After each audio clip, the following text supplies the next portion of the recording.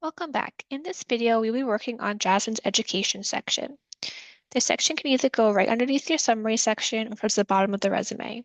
The placement of this section is based on what degree training you have and if it is relevant to the job you are applying to.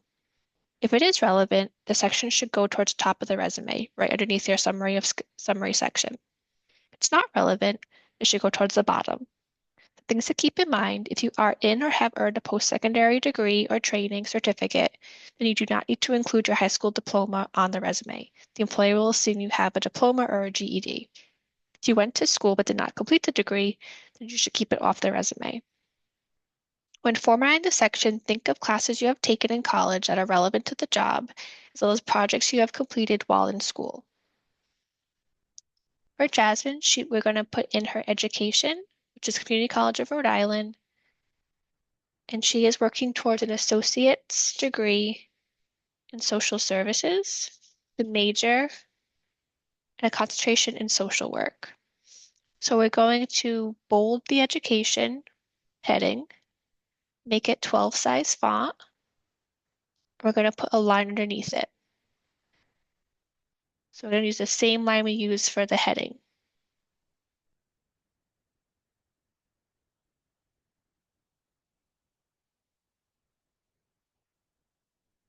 There we go.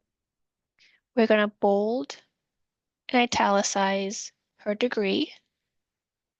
And notice how she's not graduated yet. We put expected graduation and the date she expects to graduate.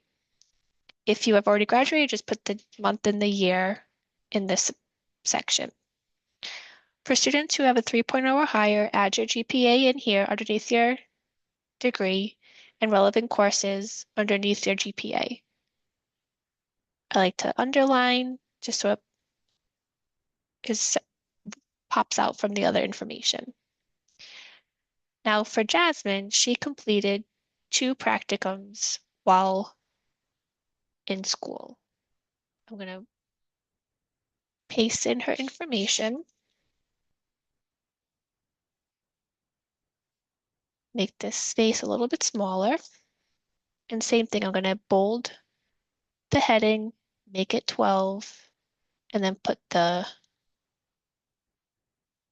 same line underneath. Let's go back to this section. Pick out the one you want. I'm going to add bullets to her description. Just going to make them a little closer together.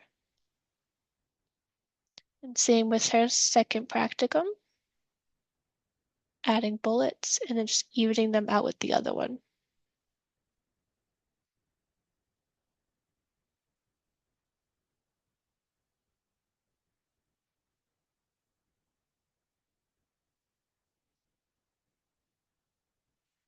Okay. So notice here, we're giving each position a title.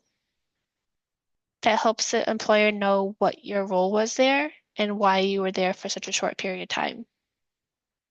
So for clinicals or practicums or even internships, you can put the season and the year you were there. For this, we put fall 2023 and how many hours she completed. We gave each section at least 2 to 3 bullets of what she did there. And same for down here, we put summer 2023 and how many hours. In this section, you can put relevant projects you've done in class or clinicals or internships. Just keep in mind, whatever you did in class can get transferred to a job.